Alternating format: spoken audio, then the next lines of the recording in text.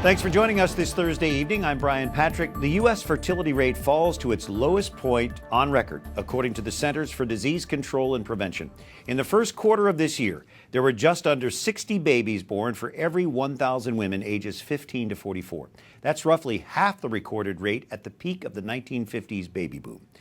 Population Research Institute President Stephen Mosher and Jeanne Mancini, president of the March for Life, are with us tonight. Stephen, what do you see is behind this trend? Well, I think it's primarily due to the Great Recession that we've been in for the last 8 years. It has cost us, by the way, about 3 million births, children who were not conceived and, of course, were not born because their parents were worried about their finances, about their future. 25% of young couples who are married are postponing having children right now because they don't feel they can afford them. And another 20% of young people are not getting married at all because, again, they feel financially unable to do so. They're not able to get a good job. They're living at home with their parents. And what we're seeing is a reprise of the Great Depression. What happened during the Great Depression was a quarter of women did not ever have children.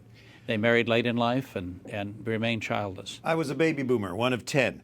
Does our society, our culture today, Jeanne, discourage women from having children? You know, I think that there are some really confusing messages to women, and especially with regard to children. There's this idea that a child is a commodity, and, we see delaying childhood, plan exactly when it's going to happen, and when it doesn't work out exactly as you wanted, then use in vitro or use different mechanisms because it's more of a commodity than a gift.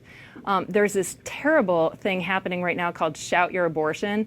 And it's horrific, and it's this idea, if it doesn't fit with the plans, then go ahead and get an abortion, and let's try to destigmatize, this terrible, awful thing. In fact, we just saw Cecile Richards, the president of Planned Parenthood, come out and explained in her sort of shout your abortion story that they decided 3 was enough, so they terminated number 4.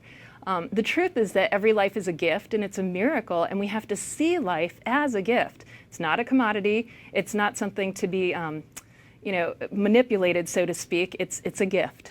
And there's a very practical side. Stephen, you have researched China's population control extensively. What happens when the population growth of a nation continually declines?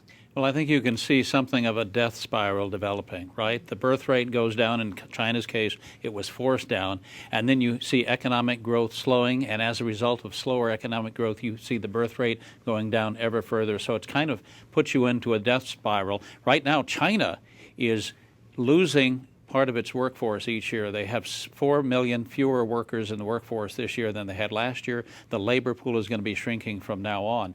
Now, in China, what they have done is they moved from a one-child policy to a two-child policy. And if that doesn't boost the birth rate enough so they get enough workers, they will force women to conceive and bear children, I have no doubt. In the U.S., we have young women who want to have, on average, 2.5 children. We just have to make it possible for them to marry, find a life partner, and encourage that natural impulse to be generous in welcoming children from God. Stephen Mosher with the Population Research Institute, Jeanne Mancini, Right to Life or March for Life.